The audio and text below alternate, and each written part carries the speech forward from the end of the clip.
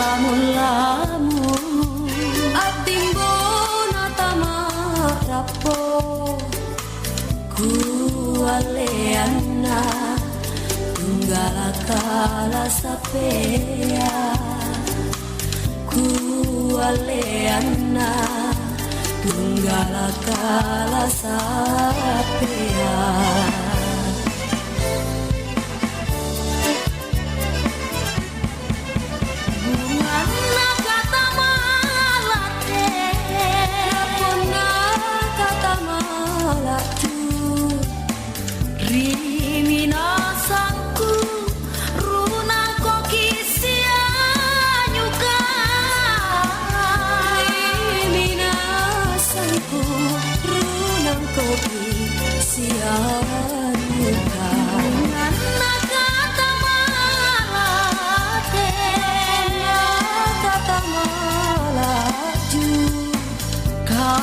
Mami ane minasaku kelaya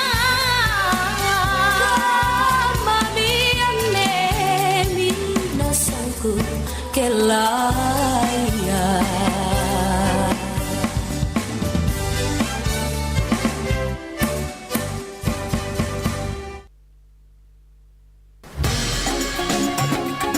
Nusantara Siang Pro 4 RRI Makassar.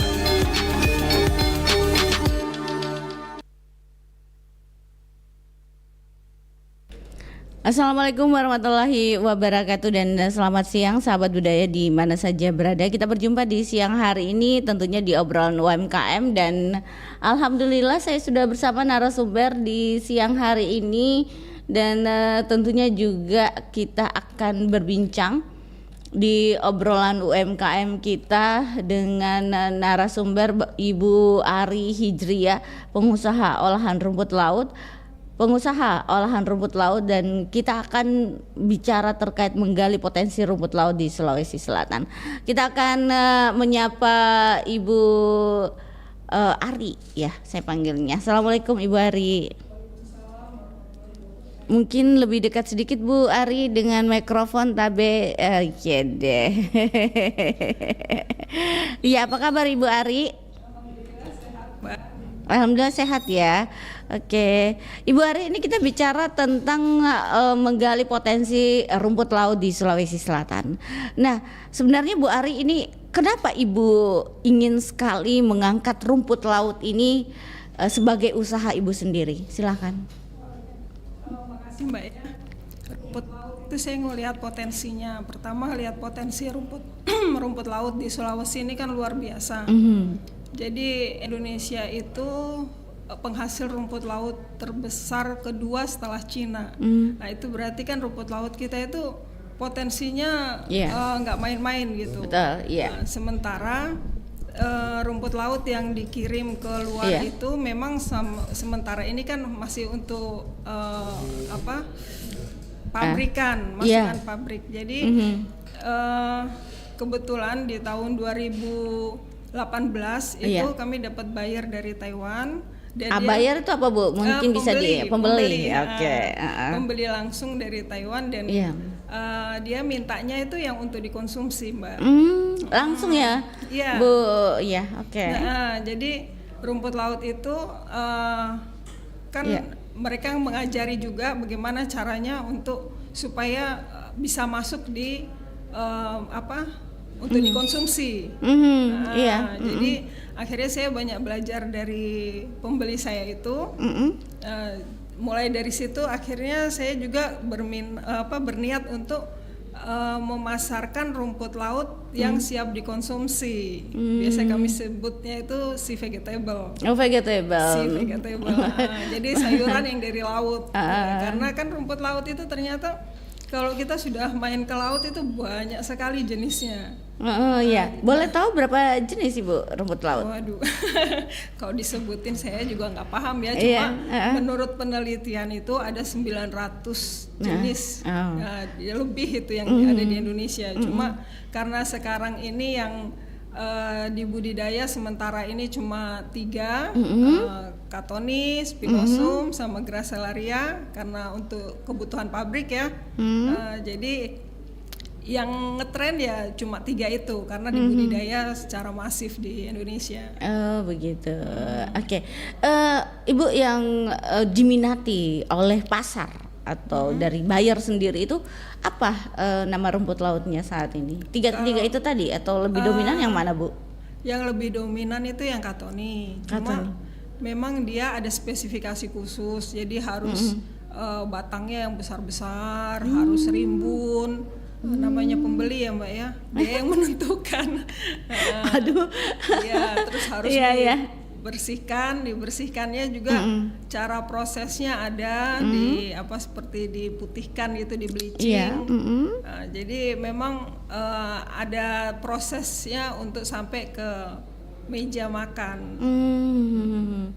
Oke, baik. Nah, Ibu Ari, kembali lagi, ini kalau bicara tentang rumput laut yang Ibu kembangkan saat ini, kenapa Ibu mau kembangkan rumput laut? Sedangkan kalau dipikir usaha-usaha rumput laut sudah banyak begitu. Ada apa? Tidak takut persaingan? Enggak. Rezeki itu di tangan Allah.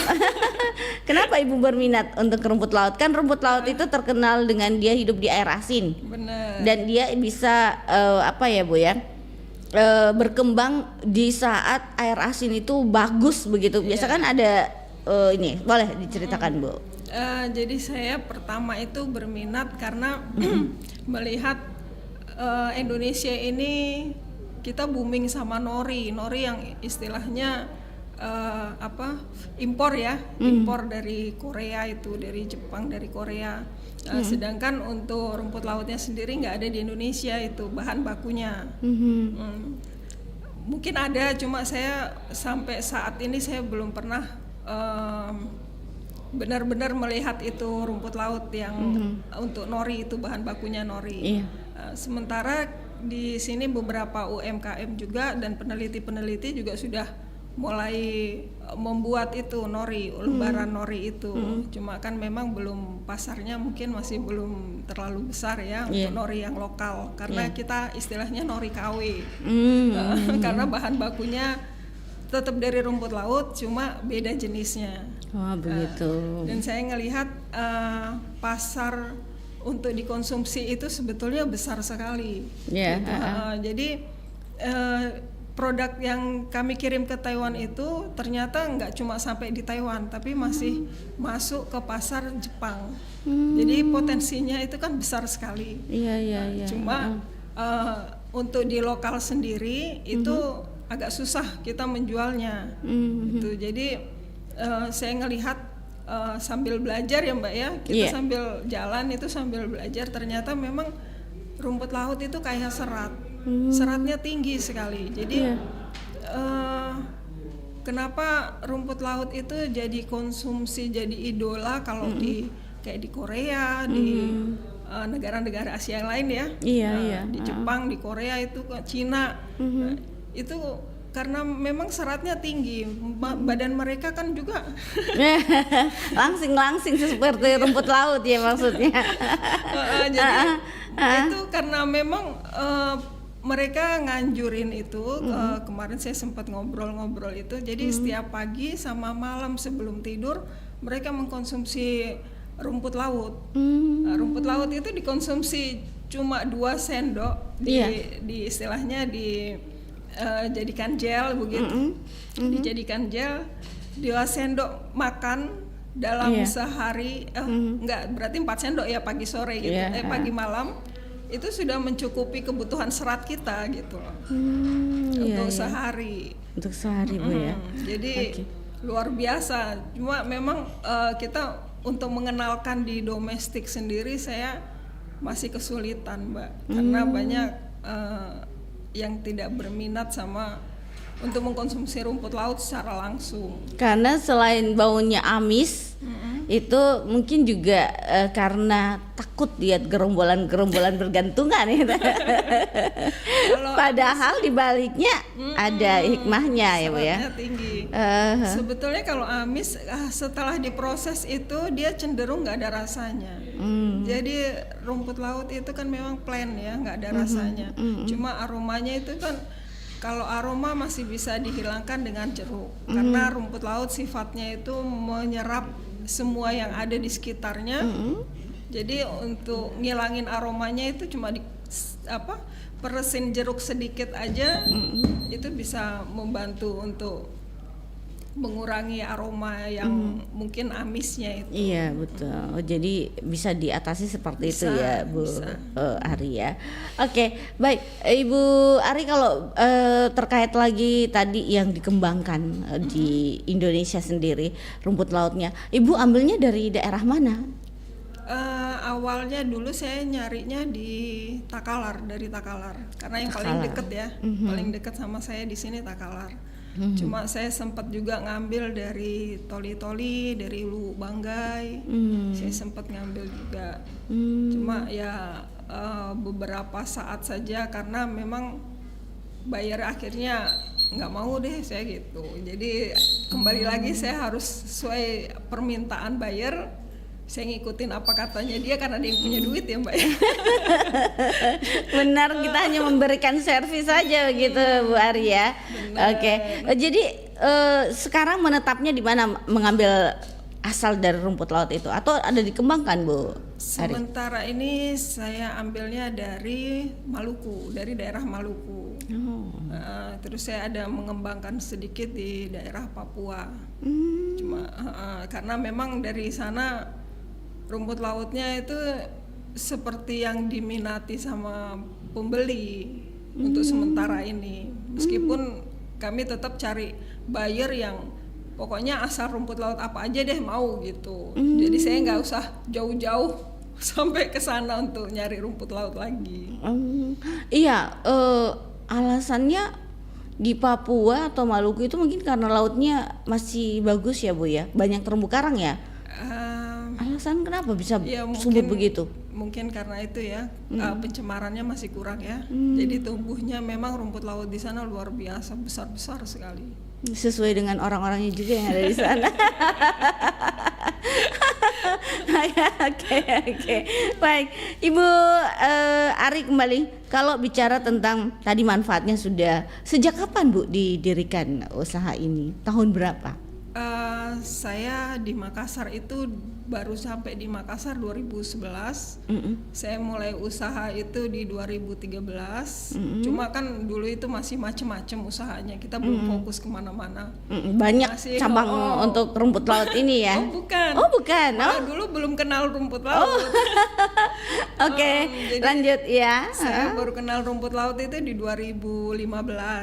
Nah itu saya bikin produk awal dari rumput laut itu bikin kerupuk rumput laut. Oke. Cuma dengan perkembangan waktu, karena akhirnya saya sering ke laut, penasaran kan, kebetulan saya suka laut, jadi saya sering main ke laut. Ternyata jenis rumput laut itu banyak sekali. Kebetulan di tahun 2018 dapat pembeli dari Taiwan itu. Jadi kami mulai proses belajar sama dia sampai 2019 kami perdana kirim. Nah, itu berlanjut sampai sekarang. Iya. Oke. Rata-rata untuk permintaan dari rumput laut itu sendiri Bu, dalam sehari boleh tahu berapa Bu Ari? Kalau permintaannya buyer itu dia mintanya setiap bulan itu kalau bisa dikirim. Cuma kan karena keterbatasan armada? Bukan armada, keterbatasan saya sendiri kali. Jadi, keterbatasan kenapa? Iya, usaha kan harus tetap dijalani ya Bu ya. Kan karena kita kalau umpamanya ngambil ke Maluku, kita nggak bisa cuma pesan lewat by phone gitu. Saya mau minta gini-gini kan nggak bisa. Jadi saya harus ke sana, harus ikut mengawasi. Jadi kadang-kadang saya di Makassar itu pernah itu cuma 4 bulan, 3 bulan, karena selebihnya saya harus nyari rumput laut itu. Jadi dalam setahun saya udah muter terus, nggak pernah di Makassar. Oke. Bu, kalau rumput laut itu memang sudah ada yang Ibu percayai untuk mengambil atau menerima dari para nelayan ini atau apa ya yang ada di sana, Bu? Biasanya kan kalau rumput laut itu kami proses sama pengepul. Oh, pengepul. Jadi pengepul kan memang biasanya mereka punya petani-petani ya, yang nanti hasilnya dikasih ke dikumpul di pengepul. Jadi biasanya kami kerja sama pengepul untuk proses bleachingnya itu. Cuma tetap kami harus ada di sana, Mbak. Kenapa, Bu? Ya apa ya, banyak sih kendalanya. Ini nanti akan digali lagi nih kendalanya apa saja. Oke. Oh, jadi harus langsung terjun ke lapangan, Bu ya. Untuk kuisi juga toh, Mbak, kan harus kuisi juga. Oh iya juga sih. Karena kebetulan sampai saat ini saya nggak punya gudang. Kalau mungkin punya gudang sendiri masih mending ya, kita bisa kuisi di gudang. Cuma karena kita nggak ada gudang, jadi memang harus kuisi di tempat. Kenapa tidak punya gudang, Bu? Alasannya? Karena ngirimnya setahun itu paling cuma 25 kilo, 25 ton. Jadi setahun itu tidak bisa tiap bulan kami mengirim, Mbak. Alasannya, Bu? Ya karena sekali proses. Panen ya, panen? Bukan, sekali proses, satu kali perputaran proses itu untuk dapat 5 ton itu 1 bulan. Itu alhamdulillah banget. Kadang-kadang pernah itu kami 3 bulan itu cuma dapat 4 ton. Kenapa, Bu? Apa karena bukan karena kendala Ibu atau kendala alam atau apa ini, Bu, sebenarnya? Bisa kendala alam juga kadang-kadang, terus ya persaingan antara petani dan pengepul di lapangan ya. Kalau saya kan istilahnya sudah masrahin sama pengepul, mau saya pengepul semua yang ngurus dari A sampai Z, saya nunggu nanti kalau siap dikuisi baru saya ini. Nah, cuma ya kendala-kendala di lapangan itu banyak sekali, Mbak.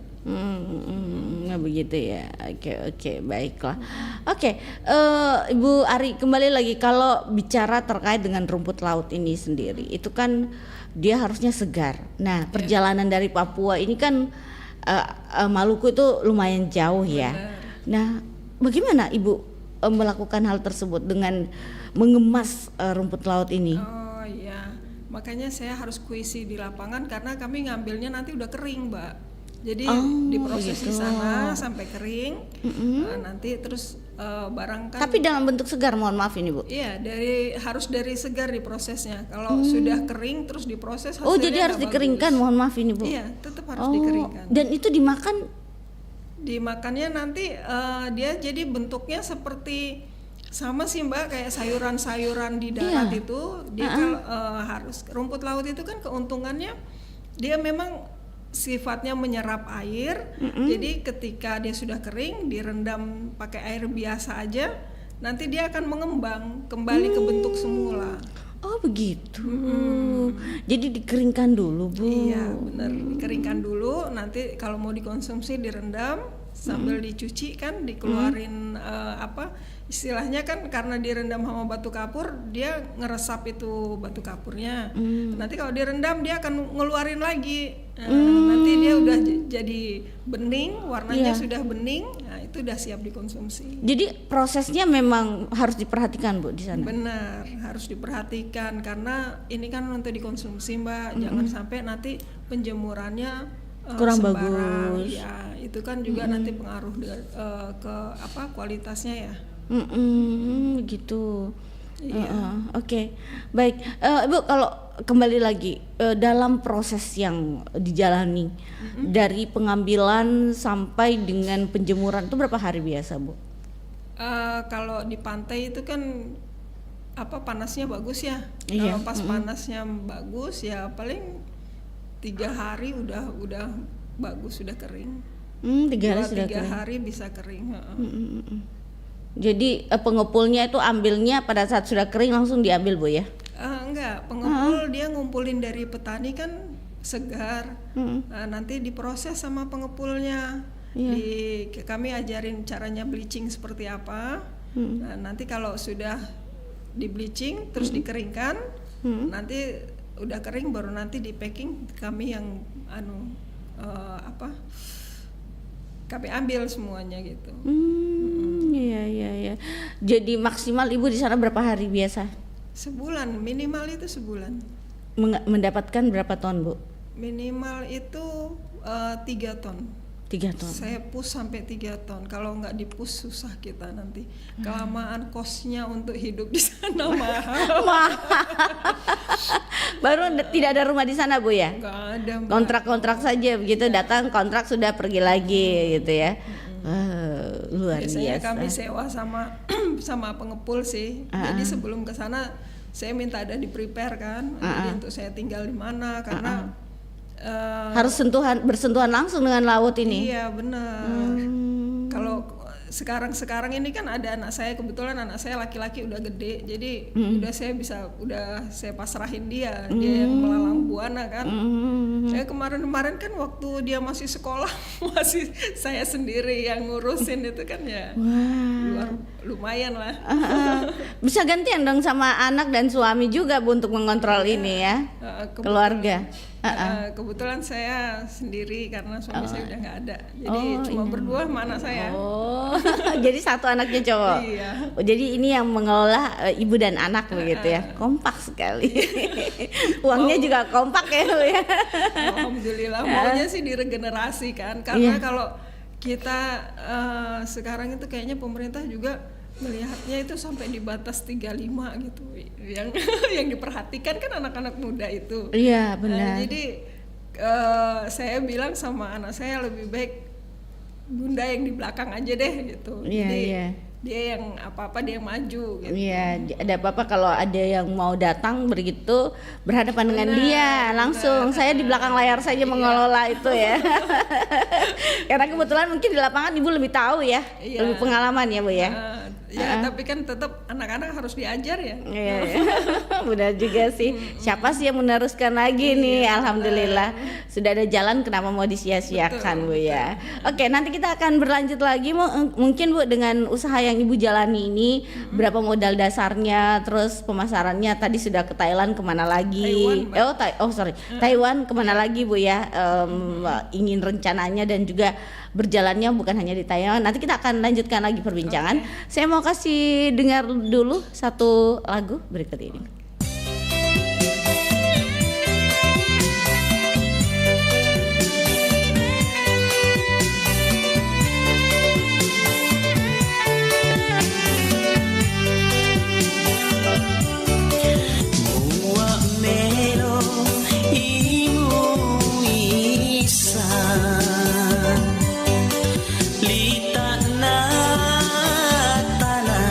Manda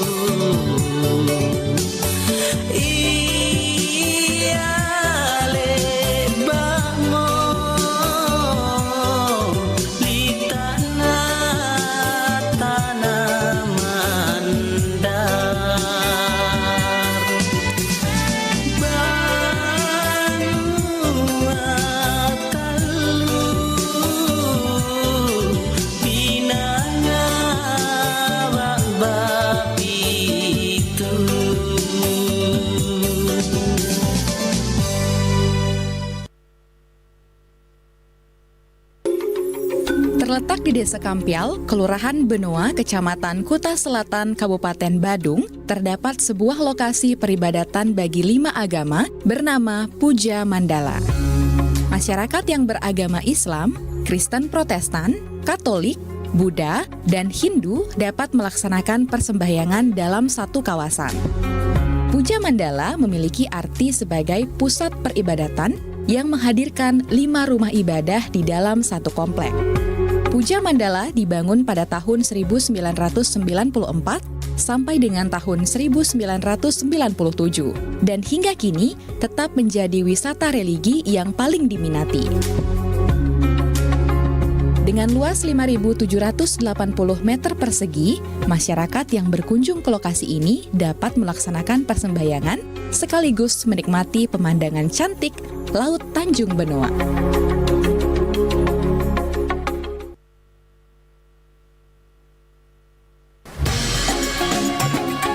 Nusantara Siang Pro 4 RRI Makassar.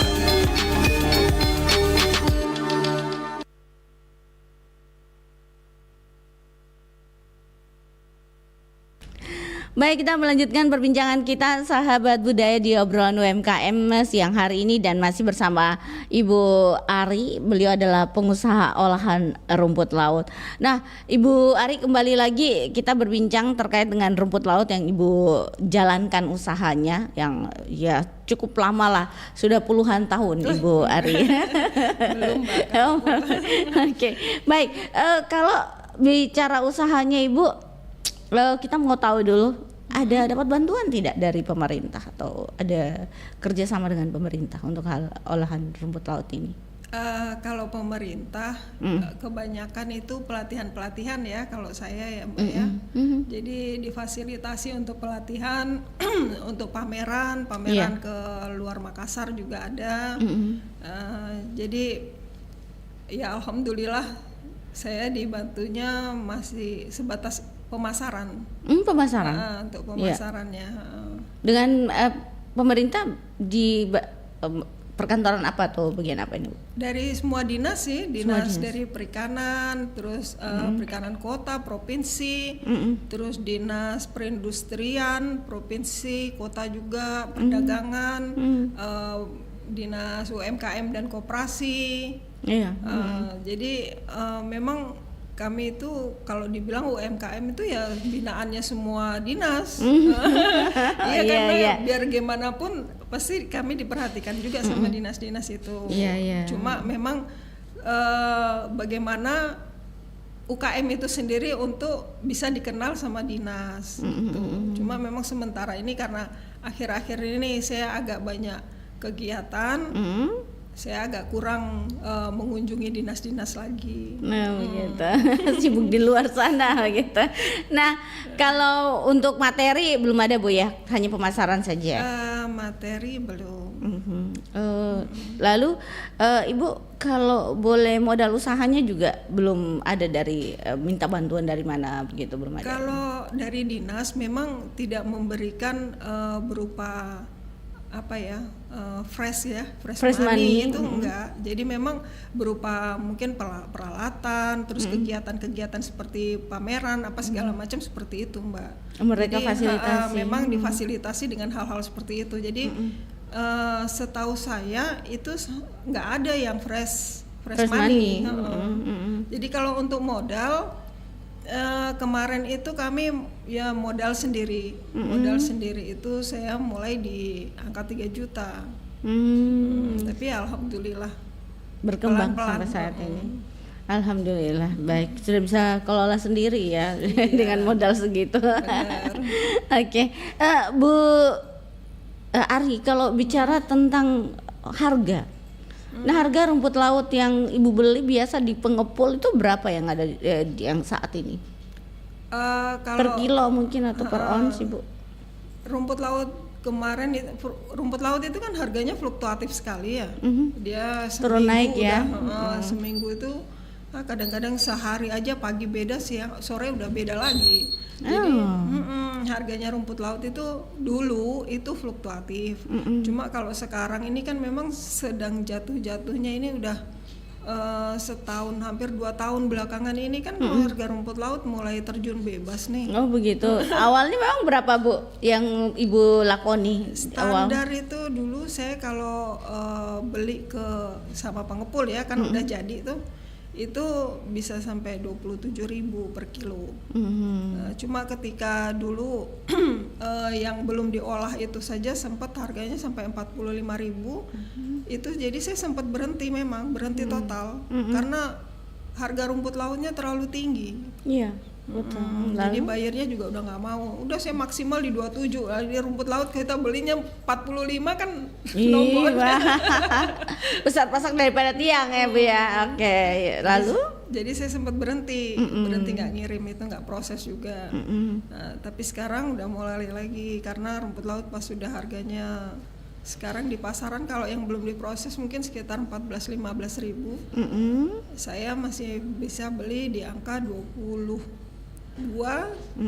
ribu sampai 22 ribu per kilo. Diambil dari pengepul itu, Bu ya? Pengepul, yang sudah dikeringkan, Bu ya? Sudah dikeringkan, udah ready, udah siap mau dikirim ke buyer. Nah, bayarnya tadi Ibu bilang ke Taiwan, kemana lagi, Bu?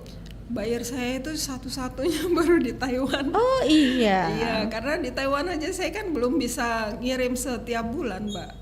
Komplain tidak, Bu, biasanya? Enggak sih, alhamdulillah dia baik hati dan tidak sombong. Iya, jadi saya banyak belajar dari dia juga. Bayarnya orang Indonesia sendiri, Bu, di sana? Bukan. Orang Taiwan. Langsung. Bahasanya dong bagaimana? Ya kan harus komunikasi pakai bahasa, kami pakai bahasa Inggris. Bahasa Inggris. Oh, jadi juga bahasa Inggris, Ibu juga bahasa Inggris ya. Oke, baik. Jadi tadi modal sudah kita bicarakan. Nah, bagaimana dengan Ibu melakoni usaha ini, Bu Ari? Ada tergabung dengan komunitas? Iya, saya komunitas di WhatsApp aja sih. Banyak sih komunitas itu, Mbak ya. Cuma memang saya jarang pegang HP, jarang bisa fokus ke situ. Jadi ya lebih banyak ke lapangan. Iya, saya lebih banyak ke lapangan, sama karena sekarang lapangan juga sudah bisa dihandle anak. Jadi saya fokus di bagaimana bikin inovasi baru dari rumput laut yang ada. Inovasi apa, Bu, yang sedang Ibu ingin jalankan? Sementara ini ya itu semua rumput laut bagaimana caranya bisa dikonsumsi dengan mudah gitu loh, Mbak. Maksudnya? Jadi rumput laut kan kadang-kadang orang kayak yang biasa di sini aja tuh lawi-lawi tuh. Nah, lawi-lawi itu kan orang kadang-kadang nyarinya di pasar agak susah. Saya pengen tuh gimana caranya itu umpamanya lawi-lawi itu bisa saya proses, dia bisa tahan lama. Jadi ketika orang mau, dia bisa kapan-kapan aja dia mau tuh bisa gitu loh, Mbak. Kalau sekarang kan nggak bisa tuh, ada musimnya, musimnya. Terus kalau umpamanya beli sekarang mau dimakan 2 hari lagi mesti udah jelek. Oh, musimnya maksudnya bagaimana, Bu? Cuaca atau alam atau bagaimana nih, Bu? musim tumbuhnya. Musim tumbuhnya kan ada Iya. tuh. Bulan apa Bu biasanya? Oh, Kalau iya. pengalaman Ibu sendiri? Kalau lawi-lawi saya nggak begitu paham. Saya baru mulai kan ini. Iya ya. Cuma- Oh beda rumput laut, beda lawi-lawi Bu ya? Beda. Jenisnya beda. Lawi-lawi itu kecil. Lawi Mbak berarti nggak pernah makan ya? Pernah Lawi-lawi lihat itu sih, lihat Ibu. Yang biji-biji itu? Iya yang- ya, iya tahu. Itu itu yang biasa di pasaran yang masih dikonsumsi. Iya betul. Nah, cuma kalau yang rumput laut yang biasa saya olah itu yang dibudidaya. Jadi dia kayak karang ya, panjang-panjang gitu kayak karang. Iya gitu. dan bergelantungan ya Bu ya. Iya ya. Lalu jadi itu yang sekarang Ibu dalami lawi-lawi ya. Saya banyak sih macamnya. Saya lagi ngolah geledium juga, Apa itu Bu? rumput laut juga jenisnya. Tapi dia Ulfa. Namanya cantik-cantik ya Mbak ya? iya.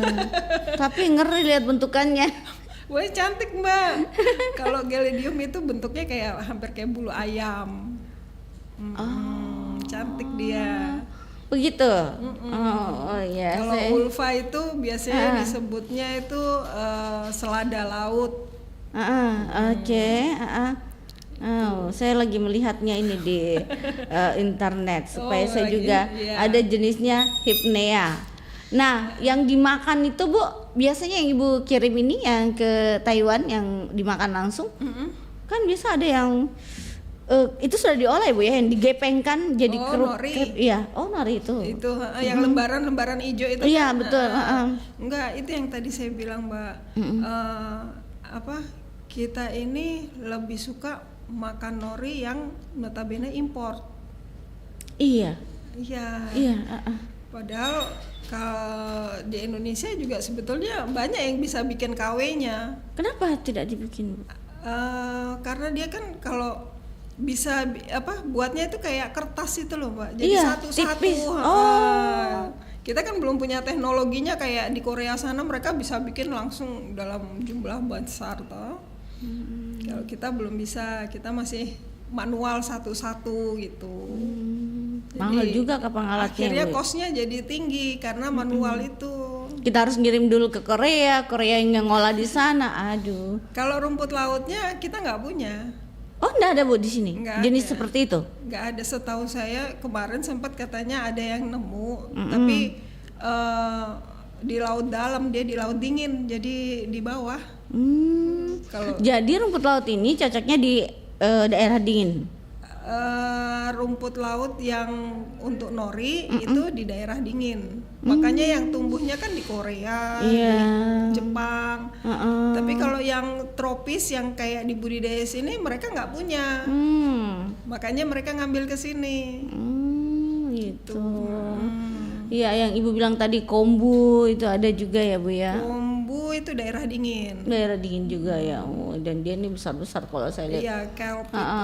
Iya, oke. Kita nggak punya, nggak nggak punya punya, Bu? jenis rumput laut seperti itu, iya. Karena laut kita kan tropis tuh Mbak, di panas.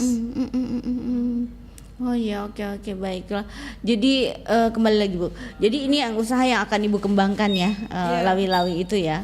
Dan bukan sampai tahap ini. Bukan cuma lawi-lawi, saya banyak sih Mbak macamnya. Cuma memang tidak difokus di satu, tapi beberapa macam rumput laut yang saya ingin kembangkan itu untuk supaya lebih mudah untuk dikonsumsi gitu aja.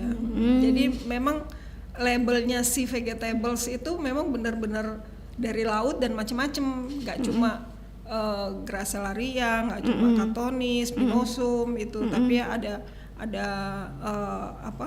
ulfa, ada lawi-lawi itu. Lawi-lawi itu nama kerennya Colerva. Oh, kok larva. Agak seram sih. Saya kalau pergi makan di situ ada lawi-lawinya. Saya menyentuhnya saja. Oh, belum pernah nyoba ya? Nggak mau. Ada lagi tuh si Iya. donge-donge itu. Donge-donge yang bagaimana jenisnya Bu? Yang Apa namanya? panjang-panjang. Kalau kerennya itu namanya kodium. Kodium.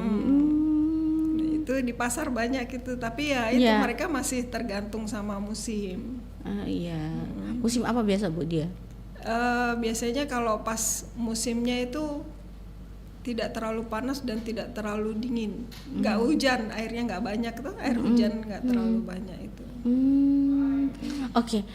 Ibu kalau bicara lagi tentang usaha yang Ibu jalani saat ini, kenapa Ibu tidak menjalin usaha dengan orang seperti mungkin Ibu tidak hanya ke olahan ke yang mentah atau dikonsumsi, tapi dalam bentuk produk lain, tapi Ibu yang handle begitu. Ibu tidak berminat ke arah sana.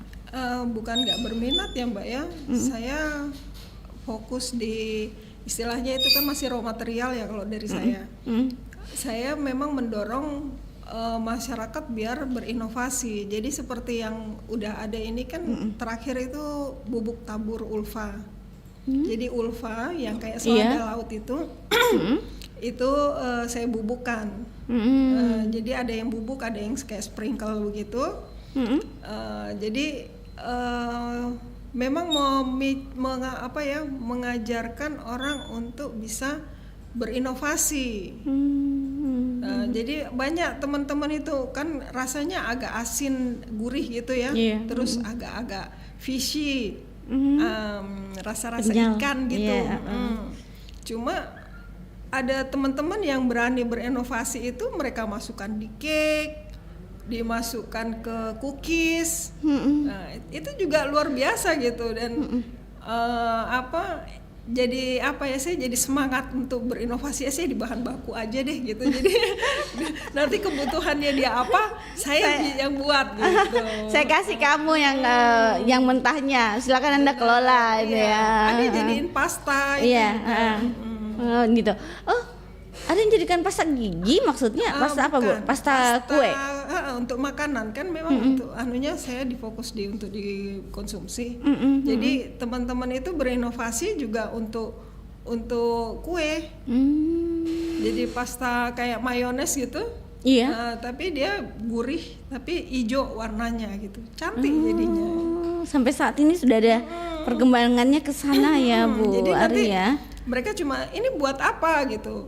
Ya saya ngomong kan itu cuma dimasukkan ke dalam sesuatu sudah jadi inovasi.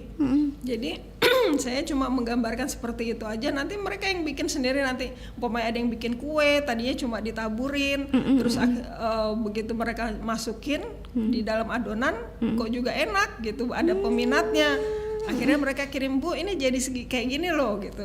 Jadi ada feedbacknya tuh saya paling senang sekali. Iya juga sih Bu ya. Maksudnya asinnya juga mungkin bisa didapat dari sana ya Bu ya. Gurihnya. Hijaunya juga. Benar.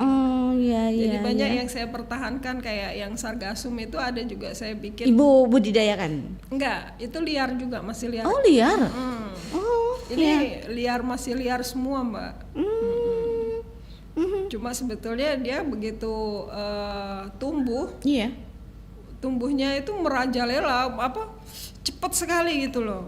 Berapa biasa kalau Ibu dalam penelitian berapa lama biasa kalau tumbuhnya? Kalau yang di budidaya itu biasanya kan bisa dipanen di usia 45 sampai 50 hari. Wih, cepat ya Bu ya? Lama itu Mbak. Oh, kalau menurut saya itu cepat ya. Kalau yang liar kayak ulfa itu dalam seminggu dia bisa 5 sampai 6 kali lipatnya dalam waktu 1 minggu. Jadi bayangkan kalau pas musimnya dia akan memenuhi semua lautan itu. Dan itu cocoknya di mana, laut mana Bu? Kalau ulfa ini dia hampir di seluruh Indonesia ada karena memang dia mudah tumbuh. Cuma dia memang tumbuhnya itu pas di musim-musim hujan karena salinitas yang dia tumbuh itu tidak terlalu asin di air yang agak-agak payau gitu yang banyak mata airnya. Jadi kalau pas musim hujan banyak dia. Oke, baiklah. Ibu, ini sudah inovasinya sudah ada yang Ibu ingin lakukan ke depannya untuk manfaatnya untuk dimakan pastinya. Siap. Untuk kita semua. Nah, suka dukanya apa Bu? Tadi kan sudah disentil-sentil sedikit, tapi ini lebih detailnya. Suka dukanya apa Bu? Kalau Ibu dalam pengolahan rumput laut ini, apa yang Ibu hadapi di lapangan atau saat ini yang Ibu jalani? Suka duka. Saya karena suka di laut, jadi saya kalau di laut itu rasanya aman gitu, bebas gitu, mau ngapa-ngapain. Cuma ya kita nanti kembali lagi dihadapkan sama keadaan lingkungan masyarakat yang mungkin belum terbiasa. Jadi ada hal-hal yang seperti itulah yang kadang-kadang jadi kendala. Aduh, bawaannya gedek gitu, pengen jengkel. Mau diapain gitu. Iya, begitu ya. Tapi ya nggak ini sih, maksudnya saya lebih nyaman karena nyaman di laut. Jadi kalau udah jengkel nggak bisa diapa-apain, ya kita kabur aja ke laut situ. Jemur ya Bu ya. Jadi itu suka dukanya Bu ya menghadapi kalau di lapangan. Senangnya apa Bu? Ya itu senangnya itu di setiap daerah itu kan punya ciri khas masing-masing, Mbak. Ciri khas apa ini Bu? Macam-macam, jadi orangnya atau rumput lautnya atau manusianya maksudnya? Adat istiadat budayanya mereka itu kan luar biasa. Jadi saya kalau di sana itu memang kadang-kadang kalau pas waktunya santai gitu udah ngumpul sama tetua-tetua itu ngorek-ngorek cerita mereka gitu. Senang saya dengar dongeng-dongeng. Oh, jadi harus beradaptasi juga ya sama lingkungan sana Bu ya. Itu ya, senangnya di sana ya. Iya, banyak saya pengalaman hidup. Iya benar, apalagi ceritanya mereka luar biasa. Baik, kalau di Maluku itu kan mereka dengan ras-rasnya mereka, dengan budayanya mereka berbeda sekali dengan kita ya. Ya alhamdulillah. Pinang dan sirihnya juga lengkap Bu ya. Iya, jadi memang saya kalau ke daerah untuk pertama kali narik itu ya saya sangunya pinang aja. Iya, pinang sebanyak-banyaknya. Kan murah ya. Dari sini. Di sini kan murah. Jadi saya kalau bawa sangu dari sini saya bawanya pinang sak kerdus gitu. Sak kerdus amin. Mereka tidak perlu kue Bu kalau di sana. Itu pinang sirih itu nomor 1 di sana. Betul. Orang bilang kahos ya. Orang bilang itu ada istilahnya juga dia di sana itu. Saya nggak begitu. Cuma senang sama mereka ya itu karena kalau sudah ada pinang, wah kita nyaman sekali di sana. Makanannya juga luar biasa Mbak. Saya itu makan macem-macem binatang-binatang laut itu. Sampai anemon juga ikut-ikut makan itu ya gara-gara di sana. Nyoba rumput laut yang baru tahu juga saya itu rumput laut itu ternyata ada bunganya. Ada yang bunganya ada. Jadi ada bunganya, ada bijinya dan rasanya manis kayak apa ya? Bentuknya sih kayak kacang gitu, tapi rasanya manis. Oh begitu. Jadi saya takjub, luar biasa ini ya ternyata. Semakin cinta ternyata dengan rumput laut ya Bu ya. Iya, oke. Baik Ibu, tanpa terasa kita sudah di penghujung acara. Kayaknya pengalamannya kurang begitu dibagi lagi ke kita. Baik, jadi masalahnya hanya sampai di Taiwan, tapi boleh tidak kalau orang yang baru mau memesan ke Ibu, boleh nomor HP dan di mana yang bisa didapatkan Ibu untuk mendapatkan rumput laut yang Ibu jalani saat ini? Boleh, silakan Bu. Saya nomor telepon saya di 0813 4482 4482. Bisa mesen online juga, saya lupa anunya soalnya akun-akun itu bukan saya yang kelola. Cuma di Instagram itu ada lars.cvegetable. Oh begitu. Iya, oke. Dan mungkin ada harapan yang Ibu inginkan dengan para pengelola saat ini mungkin atau dalam usaha Ibu sendiri? Saya berharap masyarakat kita juga mulai sadar untuk mengkonsumsi rumput laut ya, karena rumput laut itu kaya serat. Jadi untuk istilahnya memenuhi kebutuhan serat tiap hari itu nggak perlu makan yang macem-macem gitu.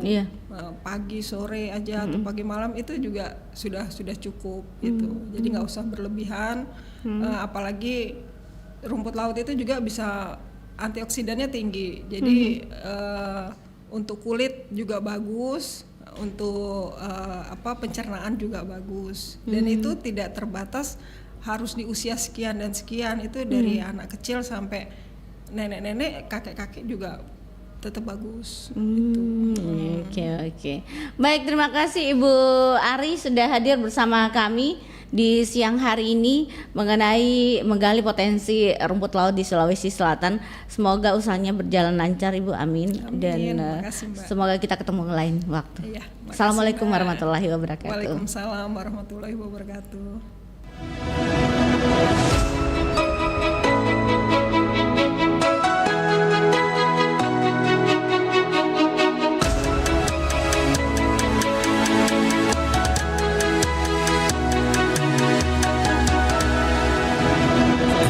Lawan samudra terbentang khatulistiwa, di situ ku ada bersamamu saudara. Beragam warna kita, suku tak selalu sama. Kau aku Indonesia yang disatukan karena cinta. Karena kita Indonesia, jangan pernah terpecah belah. Walau kita berbeda, walau kita tak sama, tetaplah satu